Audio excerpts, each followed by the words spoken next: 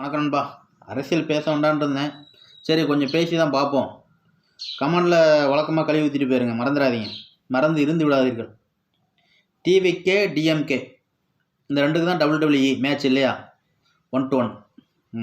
இதில் யார் ஜெயிப்பாங்கிறது தான் பெட் மேட்ச் இருக்குது.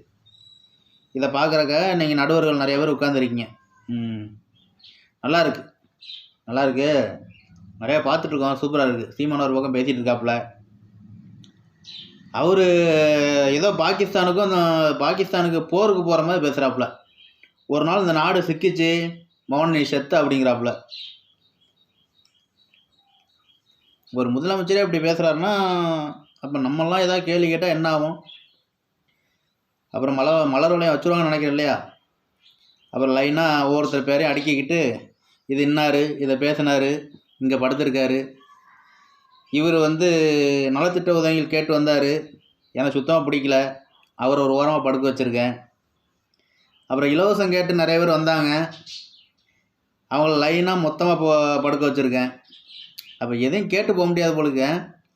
அப்போ இந்த இலவசம் கொடுக்க மாட்டோம், இலவசம் வாங்காதீங்க அப்படின்னா நல்லா இருக்குது.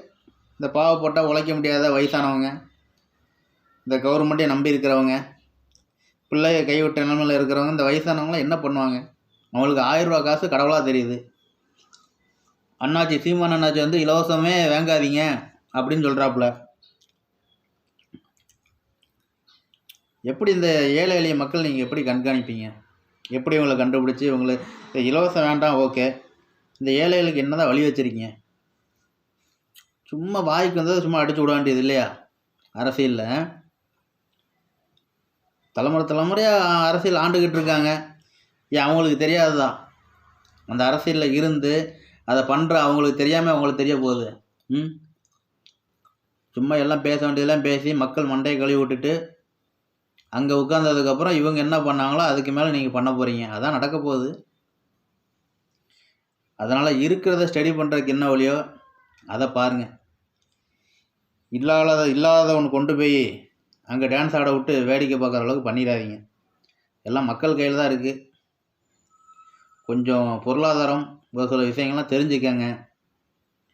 நாடு என்ன மாதிரி போகுதுன்னு அதையும் பாருங்கள். உங்கள் கேள்விக்கு அங்கே மதிப்பு இருக்கா அதையும் பாருங்கள். தாங்களுக்கு தெரியாத சட்டம் ஒன்றும் இல்லை. அந்த சட்டத்தில் எந்த சட்டம் சிறந்த சட்டமோ அதையே சிறப்பாக செய்யுங்கள். வழக்கமாக எவனுக்கு பேசுகிறானே தெரியாமல் ஒரு கதையை பேசி விட்டுருக்கேன். ஒன்றும் கன்ஃபியூஸ் வேண்டாம். மொத்தமாக எல்லோரும் சேர்ந்து கழுவி ஊற்றுங்க கமாண்டில். நான் படிச்சுக்கிறேன்.